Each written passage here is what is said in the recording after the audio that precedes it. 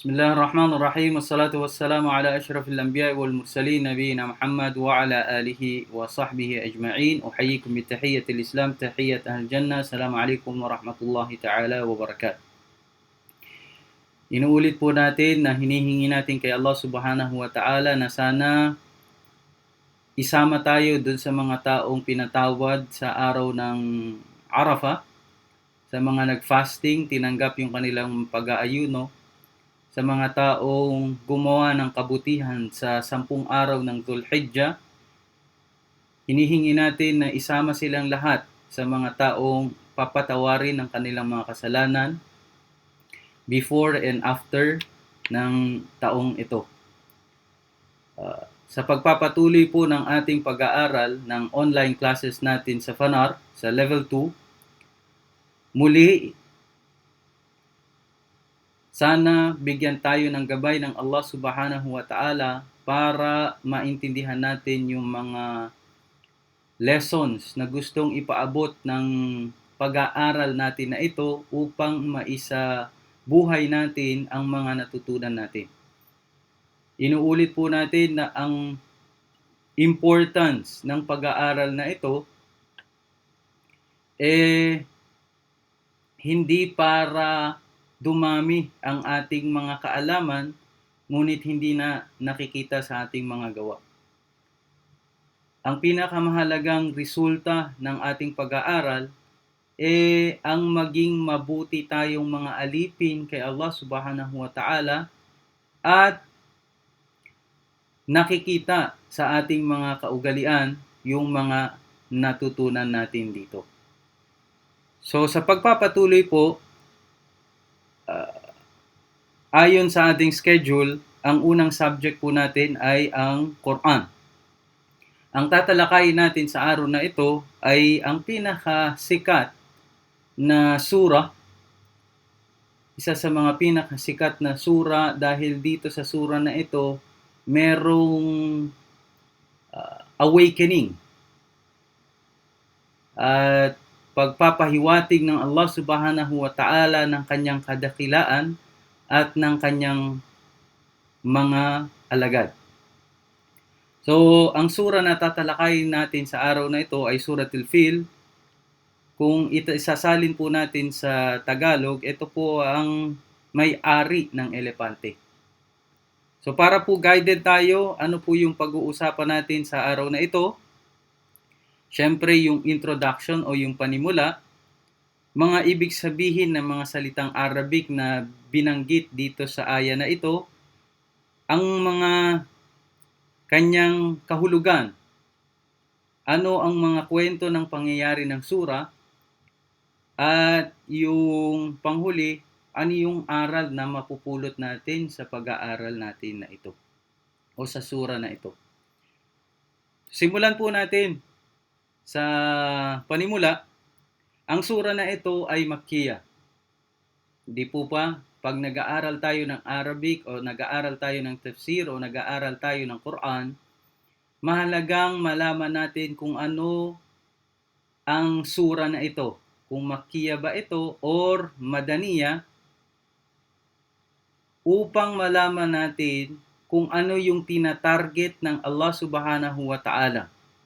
Sinabi natin kapag Makkiyah, ito ay isang uri ng pagbibigay importansya sa ating mga paniniwala sa Kanya. Paniniwala sa araw ng pag-uukom, paniniwala sa kaparusahan na maidudulot ng mga taong hindi naniniwala sa Kanya. At sa Madaniyah, yung tinatarget po rito ay yung mga pag-utos ng Allah Subhanahu wa Ta'ala sa atin upang ating sundin. So, ang Surah Al-Fil ay Makkiyah. Ang ibig sabihin nito, ito ay binaba bago pa man naghijra ang propeta Muhammad sallallahu alaihi wasallam. Ito po yung kwento ng may-ari ng elepante na nagbalak wasakin niya ang Kaaba. Siya po ay, inshallah, makikita natin mamaya kung ano yung kwento sa likod ng kanyang pagbabalak. Ang sura na ito ay magpapakita sa atin ng kapangyarihan at kadakilaan ng Allah Subhanahu wa Ta'ala sa pamamagitan lamang ng pagpapadala ng kanyang mga mashallah alagad. At panghuli, dito natin i-explain kung bakit nga ba in a short reason kung bakit kailangan mangyari ito. Okay? So ito po yung introduction natin sa sura na tatalakayin natin. Sabi ng Allah Subhanahu wa Ta'ala, basahin po natin ang aya. Bismillahirrahmanirrahim. Sa ngalan ni Allah, ang maawain at ang mahabagin. Alam tara kayfa fa'ala rabbuka bi ashabil fil? Allahu Akbar. Ang unang pangbungad ng Allah Subhanahu wa Ta'ala sa sura na ito parang patanong. Hindi mo ba nababatid o Muhammad kung paano pinakitunguhan ng iyong Panginoon ang may-ari ng elepante? So dito pa lang po makukuha natin sa simulang pagtanong ng Allah Subhanahu wa Ta'ala na parang sinasabi ng Allah Subhanahu wa Ta'ala sa kanya na itong pangyayari na ito, wala ka pa. Imposible na gagawa-gawa ka lang ng kwento na mga bagay na nangyari talaga bago ka pa man isinilang. Allahu Akbar. Okay? So ito ay isang form na nagbibigay liwanag sa mga hindi naniniwala kay Propeta Muhammad sallallahu alaihi wasallam dahil meron sa kanilang nagsasabi na ang Quran ay iginaya lang sa mga naunang mga scriptures or yung katang-isip lang ng Propeta Muhammad sallallahu alaihi wasallam. Subalit sa pangyayaring ito, malalaman natin na ito ay pangyayari, wala pa man ang Propeta Muhammad sallallahu alaihi wasallam. So paano niya nalaman ang mga detalye na ito kundi ito ay nanggaling mismo kay Allah Subhanahu wa Ta'ala na sinasabi niya at ipinapaliwanag sa kanya in details kung ano ang nangyari sa may-ari ng elepante. Alam yaj'al kaydahum fi tadlil? Hindi ba ganya si Allah pinapangyaring mabigo ang kanilang masamang balak? So, tinanong ng Allah Subhanahu wa Ta'ala ang Propeta Muhammad sallallahu alaihi wasallam na ipinapaalam niya na binigo ng Allah Subhanahu wa Ta'ala yung mga taong nagbabalak na wasakin nga ang Kaaba. Okay? Alam yaj'al kaydahum fi tadlil? Hindi ba ganya pinapangyaring mabigo ang kanilang masamang balak? Allahu Akbar. So dito po, introduction na sa kapangyarihan na gustong ipakita ng Allah Subhanahu wa Ta'ala sa mga tao. Ano yung kasunod na aya? Wa arsala alaihim tayran ababil. Allahu Akbar. At isinugon niya laban sa kanila ang kawan ng ibon. Okay? Dahil nagbalak sila, inshallah makikita po natin mamaya yung kung ano yung mga naging plano nitong masamang balak na ito na wasakin nila ang Kaaba. Okay? So ang ginawa na lamang ng Allah Subhanahu wa Ta'ala, nagpadala lang siya ng mga ibon, okay? Yung mga kawan niya na ibon, laban sa kanilang balak na ito. Allahu Akbar. Ibon lang po, ha? Tarmihim bihijaratin min sijil. Na pumupukol sa kanila ng bato, yari sa matigas na putik. Ito po yung tinatawag nilang sijil. Okay? So, mamaya po makikita natin yung kabuuang kwento. At malalaman natin kung anong mga ibig sabihin ng mga bawat talata na ibinibigay ng Allah Subhanahu wa Ta'ala sa sura na ito. Faja'alahum ka'asfin ma'kul. At kanyang ginawa sila na tila mga dayami na ginasak at kinain ng mga baka. Alalaong baga, namatay silang lahat. Allahu Akbar. So kapag natamaan po sila ng sigil, nagiging straw. Alam niyo po yung straw, yung kinakain po ng mga baka. Yung hindi ko po alam ang tawag yan. Siguro dayami ang tawag dyan. Yung straw na pagkain ng mga baka. Yung natuyong parang damo. Okay? فَجَعَلَهُمْ كَعَصْفٍ مَأْكُولٍ. Yung po ang nangyari sa kanila. So, para po makita natin yung whole picture at makuha natin yung essence mismo ng sura, talakayin po natin yung kwento mismo ng sura. Ang kwento ng sura na ito ay nakakapalibot o umiikot sa kwento ni Abraha al-Ashram. Si Abraha po, ito po ay isang leader ng Yemen na nanggaling po siya ng Habasha. Ang Habasha, ito po yung Africa na sa panahon po natin ngayon, ito po yung Ethiopia, Eritrea, Somalia, yan po, magkakasunod-sunod po yan na magkakadikit. Na lahat yan, ang tawag dyan dati ay Abyssinia. Okay? Sila po ay Christian na kingdom na nasasakupan ng Roman Empire. Ibig sabihin, yung paniniwala nila ay Christianity. So, dati ito ay isang kawal lamang ng isang hari na ipinadala sa Yemen hanggang sa naging general siya at binalak niyang patayin yung kanyang hari sa Yemen. Hanggang siya na ang namuno at gumawa siya ng simbahan, ng napakalaking simbahan na ang bato nito ay yari sa ginto. Makikita po natin ito sa bayan ng Sana'a at sinikap niya na hikayatin ang mga tao na dito nang mag-pilgrimage at hindi na dun sa Kaaba. Okay? Binalak niya dahil nakikita niya taon-taon maraming tao na nagpapalibot o umikot at maraming aktibidades na ginagawa nila sa na pagsamba dun sa Kaaba.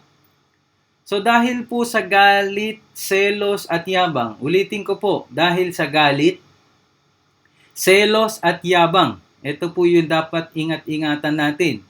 Yung galit, selos at yabang, naisipan ni Abraha na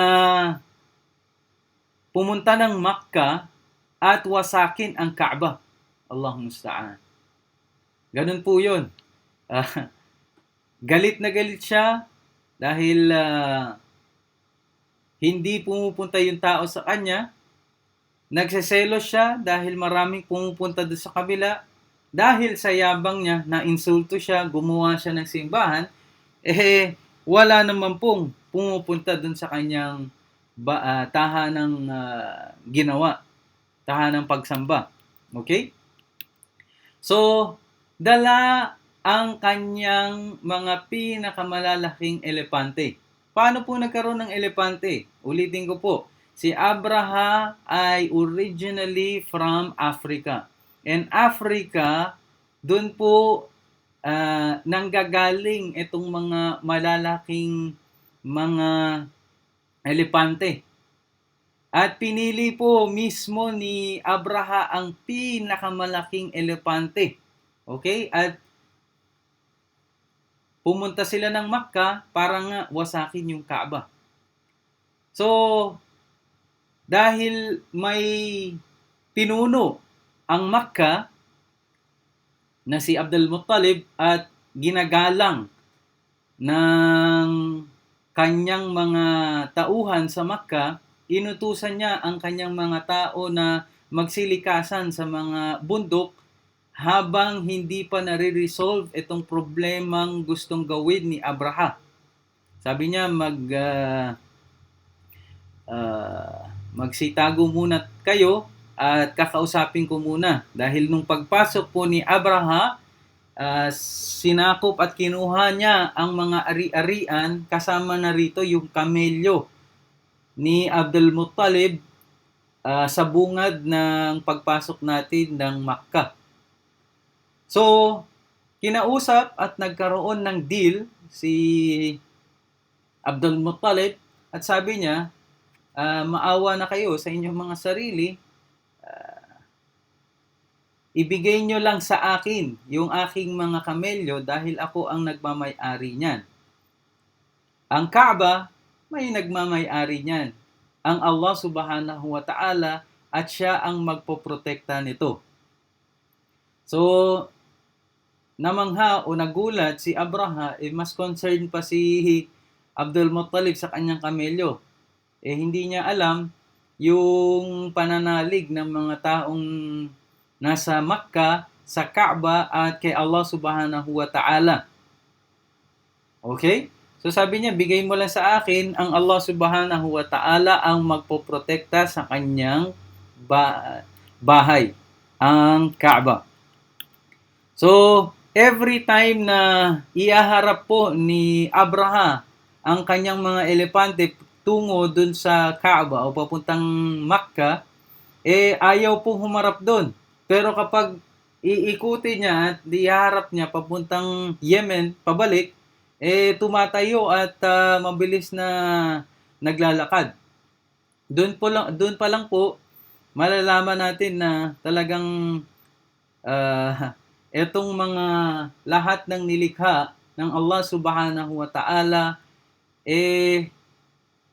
sumusunod sa kanyang itinalagang paniniwala o yung kay Allah subhanahu wa ta'ala sila connected. So, dahil makulit at gusto talagang wasakin ni Abraha, nagpatuloy siya sa pagpasok ng Kaaba at wawasakin, ngunit ang Allah subhanahu wa ta'ala ay merong mga jund o yung mga alagad. Ipinakita ng Allah subhanahu wa ta'ala ang kanyang kadakilaan sa pagpapadala ng maliliit na ibon lamang. Allahu Akbar. Maliit na ibon na kumontra sa kanilang mga malalaking mga elepante. Allahu Akbar. Dahil persistent sila sa pagwasak ng Kaaba, pinadalhan ngayon sila ng Allah subhanahu wa ta'ala ng mga maliliit na ibon at merong daladalang maliliit na mga bato. Isipin nyo kung ano po yung madala ng ibon na bato. Hindi po yan malalaki na pwedeng magwasak sa tao. Ano? So, unti-unti po silang pinagbabato ng mga ibon na ito hanggang sa sila ay inabutan at tulad po ng nabasa natin kanina sa aya na naging para silang mga damo na tuyo na kinakain ng mga baka. Ibig sabihin lahat ng mga yun namatay dahil lang sa maliit na bato na dala-dala ng maliit na mga ibon. Subhanallah. Dito po, i-relate po natin sa panahon po natin ngayon, ang dami pong nagkiklaim na mga superpowers daw sila. Okay? Sa virus na ipinadala ng Allah subhanahu wa ta'ala, hindi pa nakikita yung jundullah o yung alagad ni Allah, lahat ng mga countries, kahit superpowers, hindi po nila na-resolve yung problema ng coronavirus. Halos lahat ng flights hindi nagpatuloy. Halos lahat ng economic businesses nila bumagsak. Ang Pilipinas nag-lockdown uli. Subhanallah. Virus na alagad ng Allah subhanahu wa ta'ala hindi pa po nakikita. Allahu Akbar. So sa aya na ito, dapat po natin intindihin na ang mga taong hindi naniniwala at gustong kalabanin ang Allah subhanahu wa ta'ala magpapadala at magpapadala ang Allah subhanahu wa ta'ala ng kanyang jundullah o yung kanyang mga alagad. Maaring gagamitin niya ang mga tao at maging jundullah, maaring magpapadala siya ng ibon, maaaring gamitin niya ang kalikasan, maaaring gamitin niya kahit ano na hindi pa natin nakikita upang ipaalam sa atin na dapat tayong magbalik loob kung meron man tayong dinidefy dun sa mga inutos ng Allah subhanahu wa ta'ala. Ito po yung resulta na nangyari dun sa mga hindi sumunod sa kagustuhan ng Allah subhanahu wa ta'ala. Doon po sa pinakalas na sinabi natin, pag-uusapan natin, bakit nga ba kailangan mangyari ito? Unang-una, nangyari ito 50 days before ipanganak ang propeta Muhammad sallallahu alaihi wasallam. Ibig sabihin, ang mga superpowers na existing noon, which is ang Roman Empire, Persian Empire, na namuno na ng napakatagal-tagal ng pagkakataon,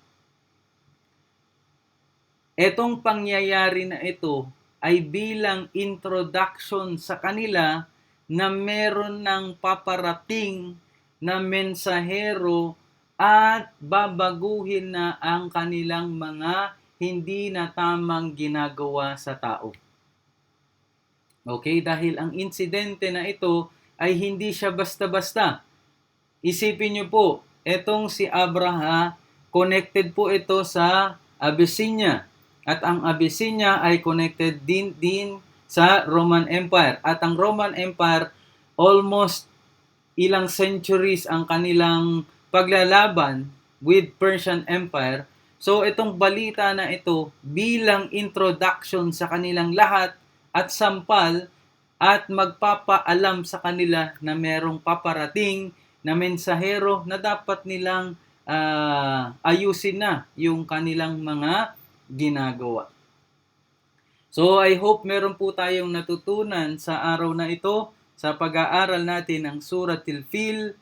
Magandang pag-aralan natin, basahin natin at i-memorize po natin. Napaka-short pero napakalaki ng message o mensahe at aral na mapupulot po natin. Unang-una, ano po yung aral? Lahat ng mga nagdi-defy o tumataliwas sa kautusan ng Allah subhanahu wa ta'ala, magpapadala ang Allah subhanahu wa ta'ala ng kanyang mga alagad upang itama tayo sa ating pagkakamali. Pangalawa, huwag nyo pong isipin na pwede lang nating gawin ang gusto natin dahil parating nakaantabay ang Allah subhanahu wa ta'ala at anytime pwede niyang ipadala ang kanyang mga alagad. Allahu Akbar. At pangatlo, yung aral na pwede natin mapulot, yung galit, yabang, at inggit, dapat natin pong iwasan sa ating mga kaugalian. So hanggang dito na lang. I hope meron po tayong natutunan. Jazakumullahu khairan. Barakallahu fikum. Subhanakallahu wa bihamdik. Ashhadu an la ilaha illa ant. Astaghfiruka wa natubu ilaik. Assalamu alaikum warahmatullahi ta'ala wabarakatuh.